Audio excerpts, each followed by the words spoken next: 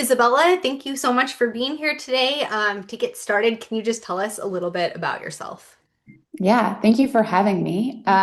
So I currently am in Girona, Spain, and I rode bike race over here in Europe. But before getting into cycling, I guess I always rode a bike. I remember my grandpa teaching me how to ride a bike when I was like 3 years old, with training wheels and all of that. But I raced internationally in the sport of Olympic sailing and did that straight up until 2019. And I found the sport of cycling through sailing a little bit more. We always went for sort of social coffee rides as a Mm. team, as some cross training as well. And then one day I was told by a physiologist I should think about maybe giving track cycling a try. But before doing that, I signed up for a fondo, which I'd never even ridden with that many people before, and absolutely got completely hooked. And then later that winter, signed up for a Learn to Race clinic, which I was thinking back about it actually before dialing in. If you want to really challenge somebody to bike race, run like a Learn to Race clinic in the winter in the Pacific Northwest, where I think the warmest temperature we had was like 5 degrees Celsius. And I'm pretty sure it snowed on one of the rides we did. But there was a whole group of us of like 12 to 15 that came out to all of the sessions. And then our whole sort of group just started progressing through Learn to Race and some of the spring series races. And yeah, it just completely hooked me. And when I stopped sailing in 2019, cycling definitely became a bigger focus of mine. And why did you decide to make the switch?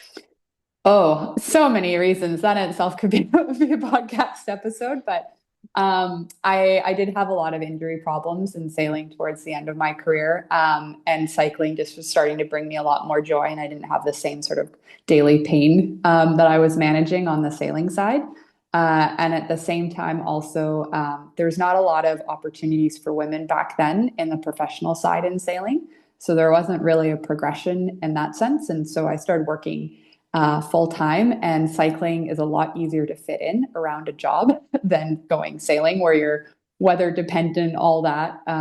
So I was an early adopter on the Zwift and indoor rides, to sort of do that alongside work as well. Yeah, so I think sort of just followed my interest as the years went on. On first glance, it doesn't seem like there'd be a lot of similarity between sailing and cycling, but what have you been able to take from your professional sailing experience and apply to cycling? Yeah, it's sort of this is a bit of a funny one because I think what I've brought from one sport to the other is sailing has a lot of tactics, and you're always sort of thinking about the next move or the next opportunity, and also has variables like wind that you're dealing with. Hmm. And so, actually, something that I picked up quite quickly cycling was the tactical side of it. And so while I didn't necessarily have the power or the legs to execute on something, I'd be like, oh, yeah, probably at this point, this is going to happen in the race. And then it would Yeah. often play out. So I think that that's sort of the side that has the most crossover. But other than that, yeah, no similarities whatsoever. Especially in the Olympic sailing side, I race by myself on a boat. So by yourself on the boat, you have your coach, but a lot of your training time is spent solo as well, or even if there's other people around you. For training partners, you're still on the boat by yourself, so you're not having like a social conversation, and there's no team aspect to it. Mm. And so that was actually, I think, an interesting transition was the into sort of a team environment, Mm. and the cycling side, which then helped me again when I did do some professional sailing, which was in a big team environment and just bringing some of the communication things that I'd learned around communicating on bikes with people, back to the sailing environment. So it's nice, I think, how there is just enough overlap, that there's transferable skills, but they're quite different for sure. Yeah. Yeah. I think it's really amazing when someone achieves such a high level in one sport and then can go and turn around and do that in another sport. For you, do you think your success was just that you're genetically really capable, you have this innate athletic ability? What piece of your success has been due to that, and what has been your training, your mental abilities? Yeah. I would actually say in sailing, I probably didn't have like very much natural talent compared Mm, to other people. And so at a really young age, I just developed a lot of like work ethic, goal setting, and had I think was lucky to work with some really good coaches at a really young age as well. And so they sort of helped shape me in that sense. But I definitely, I think, was the athlete that had to work a little bit harder than everybody else to get a similar result. And I think a lot of that has sort of helped me transition into cycling and in other areas as well, just bringing that base skill of setting a goal, working towards it, knowing what's going to happen when something goes wrong, and sort of shifting perspective again, and staying positive and staying focused. Yeah, so it's interesting. I've always am curious around the genetic side as well. I'm like, definitely like my mom was super athletic, but never did anything at like a crazy high level. Like she was a really successful athlete at like gonna say like a local level, but nothing beyond that. And so, yeah, I don't necessarily know if I have the genetics mm, for things that make it easier, but I think maybe I'm just really stubborn. okay. You mentioned goal setting. What does that look like for you, and what's your approach to that? Yeah, I definitely I think I have like the big picture goal that I'm always working towards, but I'm very much that person that breaks things down into as small of a like chunk bite size that I possibly can. And so that's to the level of like in a daily training session that I'd have, I sort of know what I want to get out of it before I leave that for out the door for that ride. And I think something that I keep working on because it's always hard is reminding yourself of what your goal and what your objective was. And I think comparing yourself back to that as opposed to outside noise, or I think expectations can change in a moment as well. So like I'm just going to use a basic example of like maybe you're going out and going after a Strava segment, like a QOM climb or something like that. And maybe you set an objective of like, I'm going to keep my cadence really high and I'm going to keep positive self-talk throughout the whole process. And I just want to make sure that I can push really hard for the last minute. And then you get to the top and you're 5 seconds off the QOM time. And you might suddenly in that moment be disappointed that you didn't Mm, actually get the QOM, but sort of going back and reminding it's like, well, no, that wasn't the goal I set. That wasn't the objective. Did I actually execute all those things that I set out to execute? If I did, I'm going to be proud of that. yeah. So I think that's something that like when I'm doing it well, I definitely see quicker successes and other things and sort of those more outcome goals. Whereas as soon as you sort of get swayed a little bit in the moment and sort of fall into maybe a bit of a negative, oh, that could have been better. Oh, I was so close. That's when I find progress stalls a little bit. I know that you've said that sailing is a very analytical sport. How have you applied that to cycling? Oh yeah. Yeah, it's very analytical, very like tactical, rules-based, risk management, all of that. And I think how even breaking down a race and being able to think things through in a very systems-based way Mm, is I think a skill that you develop in sailing, and that's something that I've definitely brought over to cycling. Maybe a bit to my detriment. I think one of the things I've actually worked on in cycling is to disconnect myself from data a little bit mm, and to think a little bit less about what might happen or overanalyze a race course, and actually be a little bit more just present in the moment and try and turn off some of that analytical brain. And I think that's getting harder and harder with all of the data and tools, and feel like there's always a new tool or something else that you can look at. But yeah, I think that's actually something that I would pass on to any sort of younger cyclist or somebody new looking to get into the race, getting maybe more into the racing side as well, of like, don't connect yourself too much with the data and don't mm. overthink anything, and sort of trust your gut a little bit more, and race with that as well. What about for training? Like you're saying in a race, maybe you don't look at the data, but how about in the training environment? Yeah. Again, something I think I've really worked on the last year and a half is disconnecting myself more and more from numbers. which is, it sounds really funny, funny to say. I was gonna say, outside of sport, I do also work in the space of tech. So yeah, definitely, I think I should be more data and numbers driven, but I've really worked on just trying to ride of like, what does this feel like? Hmm. Um, and I know there's always so much chat about zone two and like training in zone two Hmm. and what does that actually mean? And that's really, I think, a great example of a time where it's like, no, I'm trying just to focus on how I feel Yeah. on the bike right now, and afterwards can go back and look at the numbers and see like, oh, did this sort of match up with what I was feeling, or like have a little check in and go, I'm going to look every 5 minutes to make sure like my heart rate's in the right spot, but I'm Yeah. not going to just stare at it. But that's taken a lot of conscious effort to get to that point.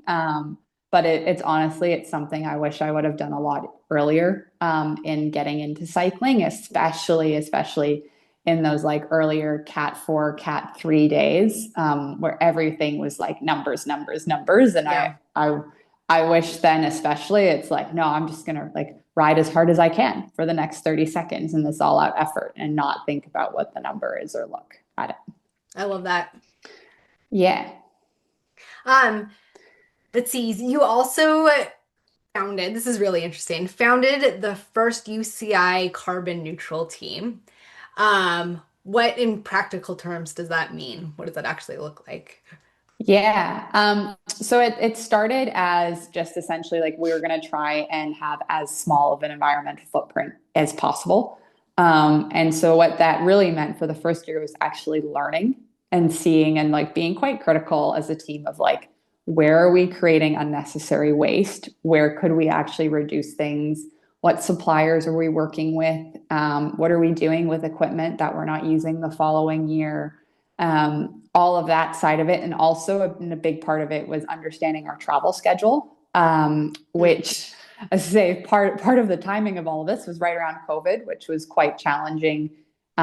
Originally, most of our calendar was in North America, which is a lot easier to control. But then we ended up having to come over to Europe to race there, just because that's where the racing was. And Hmm. so, but there's still a lot of that sort of, I think, thought around like, how do you minimize transfers? How do you set things up so it's a little bit different? And so that's where we started. And then sort of as the seasons went on, kept progressing, working on more projects with suppliers as well that we were working on and saying like, this is one of our objectives. How can we support you with your sustainability objectives as well?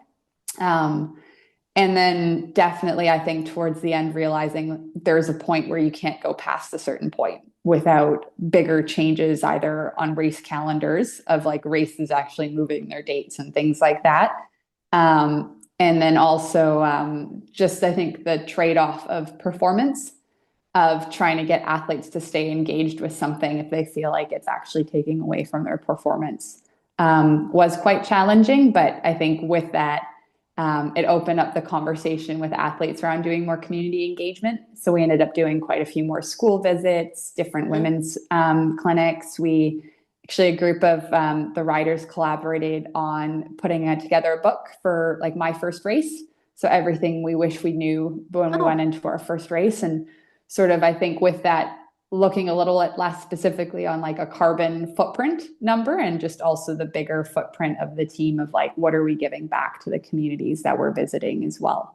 Um, yeah, so I think that's sort of the short version of the progression of that. what's the name of that book, or where do people find it? Oh, I was gonna say I don't even know if you could still find it. Okay. It was called My First Race. Okay. But I'll take a look actually after this, and if I can find a link to it, I'll drop it to you, and you can and share it in the show notes. Sounds good. Yeah. On a personal level, there's so many causes and issues out in the world. Why have you chosen sustainability and environmentalism to be your thing? Oh, that's actually a really good question because it's one where sometimes I feel like definitely getting more girls in sport and women's health and is like a big focus of mine as well. But Hmm. I think the sustainability side, um, for sure on the sailing side, having such a close connection to the ocean is what drew me in originally. Like I absolutely love that connection. And now with cycling, even like if we think of all of the beautiful places that we go ride and even just train on every day, but then that direct impact that we have on that is actually quite high. And at the same time, I think we have that firsthand experience and the empathy needed to try and encourage change. And I'm a big believer in just trying to change one little thing at a time and trying to sort of, I think the cumulative change then that does happen does drive a lot of progress. And yeah, so I think it's for me being outside brings me so much joy and so much happiness that that's something that I do want to protect and I think sort of give back to that environment in itself as well. Yeah. You meant kind of going back to this concept of my first race and that book. What do you know now with all your experience that you would tell young girls or younger women just starting to get into racing? What would you want them to know? Oh, so many things. I think, I mean, like the very basic ones of like when to actually show up to the race. Like I remember I showed up like 4 hours before my first race, and I had no idea why I got there so early, but it just felt like the right thing to do. And then I had like no idea how to pin my numbers on correctly, and somebody had to show me how to do that. I definitely lined up for my first race with my saddlebag still on as well. So everything like just on that level, like that sort of specific side.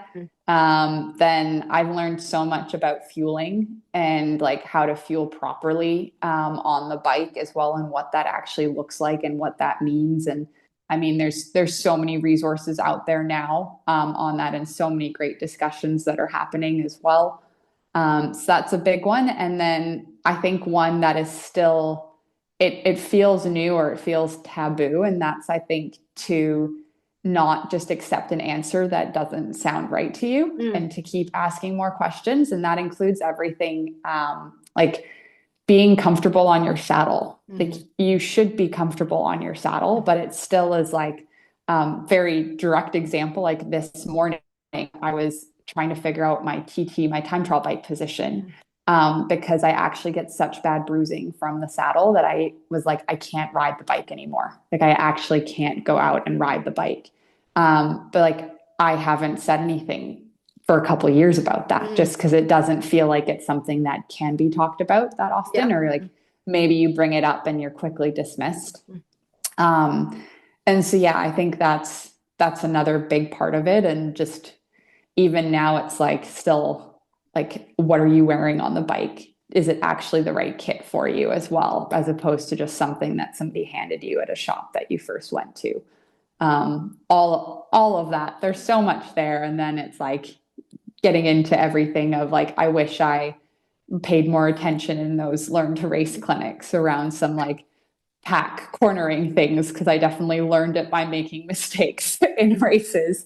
So there's things like that, and then um, yeah, I mean even like little things I've learned over the years of like what you put in your bag when you go to every single race. It's like so now I always have like extra hair elastics. I have some Advil. I have a couple tampons in my race kit bag.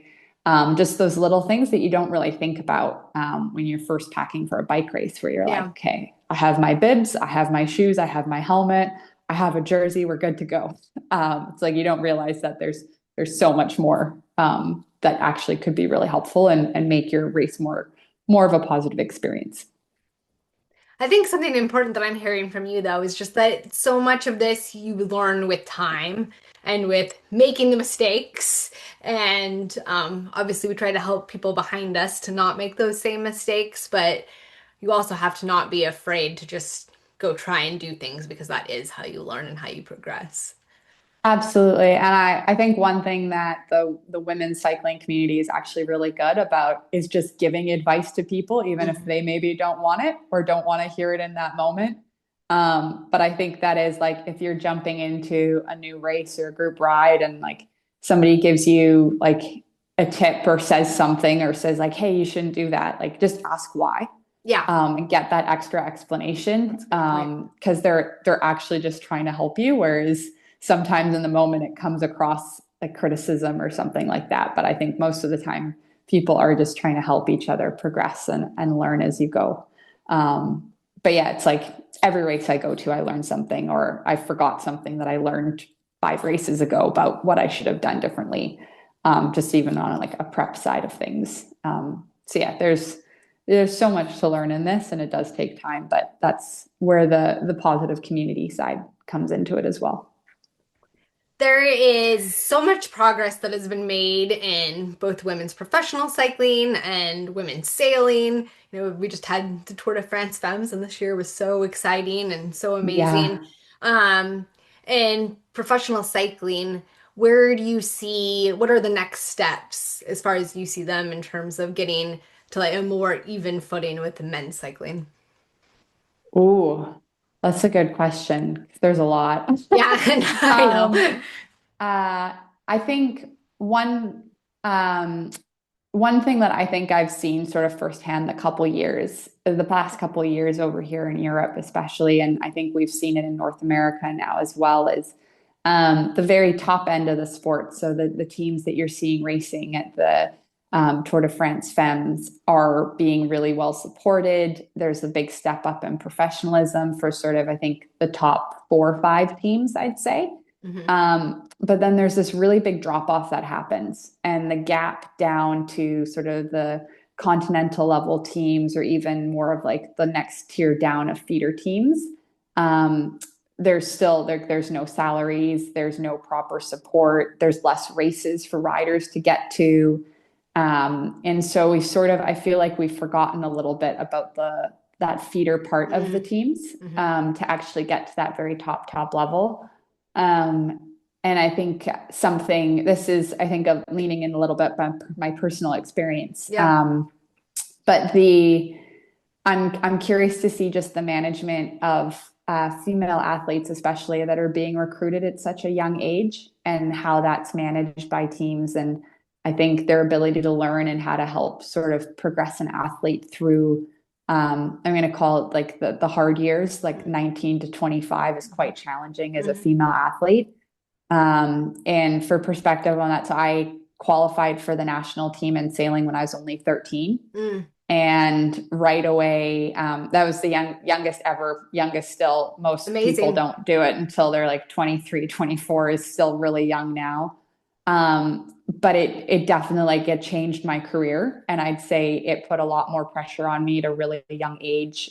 Training loads were a lot higher, and people didn't necessarily know how to manage that with an athlete that was so young. And so I was felt like a bit of an experiment at times. And it shortened my career for Mm, sure. And so I think that's something that in the women's side in cycling and the men's as well.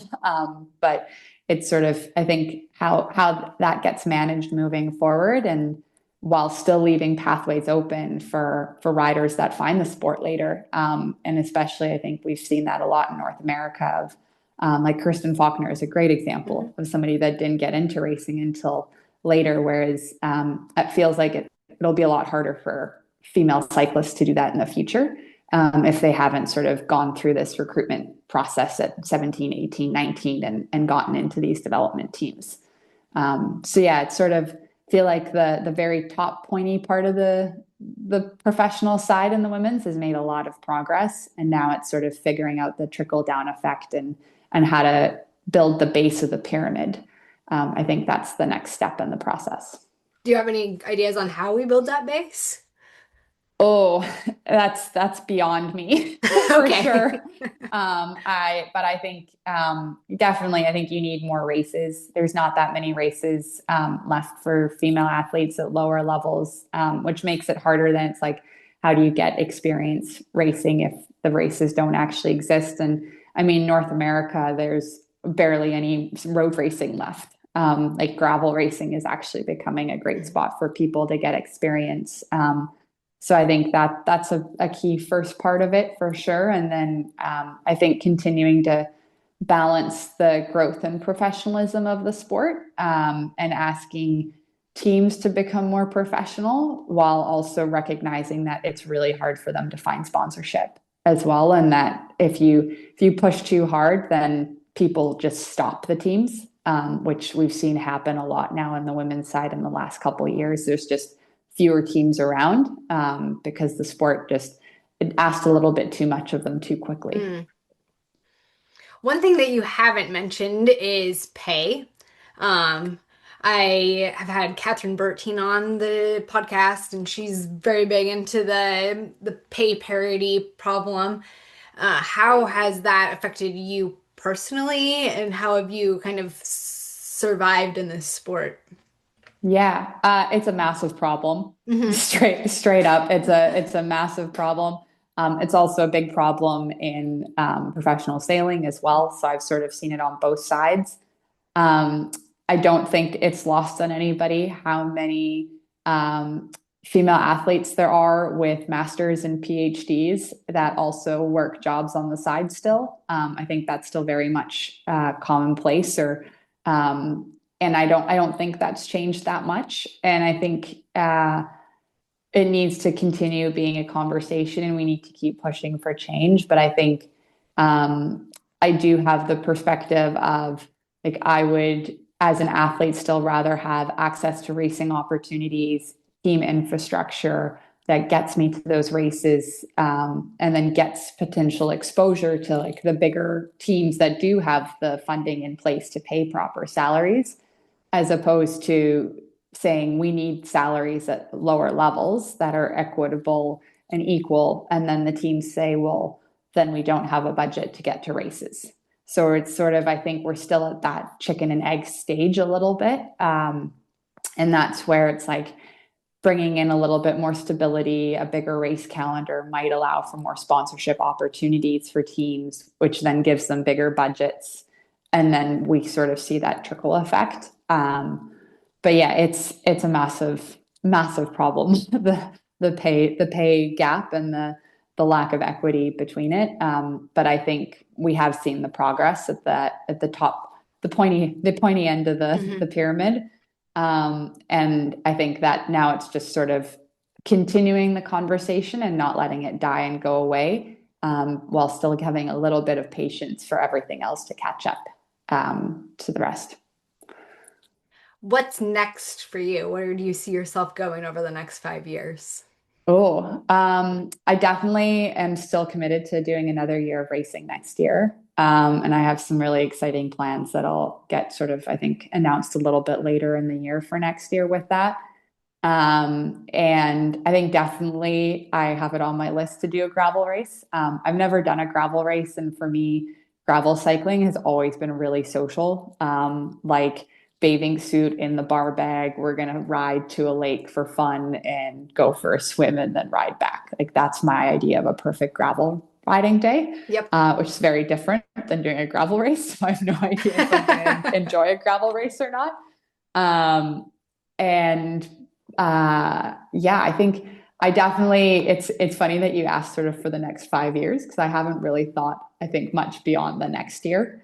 And I think it's a little bit of where I'm at right now, of just like a smaller bite-sized chunk goals of like I have some plans for next year, and then hopefully can keep building on those as time goes on. What have I not asked you that you would like folks to know?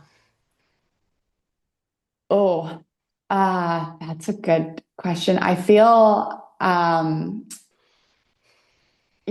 think in terms of something I think that would be really good just to hear for female cyclists out there is we have access to so much information now. There's so many podcasts talking about nutrition and how to manage that with your training and training loads, and even like the more crazier modality like heat training and things like that. And I Hmm. think as a female athlete that has had things go a little bit wrong in the past, always, I think my advice would be like before just diving into something or going, oh, I read this or I heard this, I'm going to try it.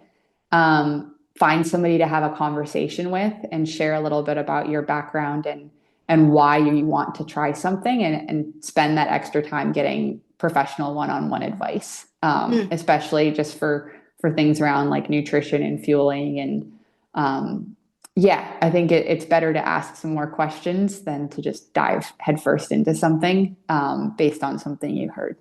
Yeah, that's really good advice. I think too, we get so much on social media that in a lot of the advice is so generalized, and it's much Yeah. better to get personalized help and advice from a professional. Yeah, absolutely. And yeah, I say I'm very guilty of being like, well, I heard this on a podcast. Hmm. Maybe I should give it a go. And then it's like, no, I know better now. I'm going to go ask somebody Yeah, about this and learn yeah, a little bit more about it first. that's great advice. Yeah. Where can people come connect with you? Oh, I'm on Instagram, just Isabella Bertold. But I think my new sort of fun place to play is I'd write a Substack. There's 4 or 5 pieces that go out every month, and I sort of range everything from sustainability topics to sharing sort of race updates and sort of lessons I've learned. And then I do touch on things around like business and sport and women in sport as well on there. So yeah, I think Substack, and it's called the Coffee Shop Download, Okay, is probably, yeah, the easiest place to connect. I've got three final questions for you. The first is, what bike or bikes do you ride? Oh, so I currently am on Factor bikes. And so I have on the road bike, the Factor Ostro. Gravel bike is also the Factor Ostro Gravel, and their time trial bike as well. So yeah, I think, yeah. Second question is, what is your favorite place you've ever ridden your bike? My favorite place I've ever ridden my bike. That is actually a really hard question because I feel like I find like an amazing spot every country I visit. In North America, I definitely love riding in and around like Santa Monica, Thousand Oaks. I think that's one of my favorite spots that I've ridden there and love to go back to. And then most recently, ahead of the Tour de France stage and the Tour de France Femme stage, went and rode up like Col de Madeleine and some of Mm, those climbs in and around the French Alps, and it yeah. was so beautiful. So yeah, I think that's just from recent memory, top of my list right now. Final question is, what is your favorite thing about riding your bike? I think just the freedom of being outside and getting to places that you otherwise maybe wouldn't get, and seeing things at a slightly slower pace than you would if you were off in a car driving on the same roads.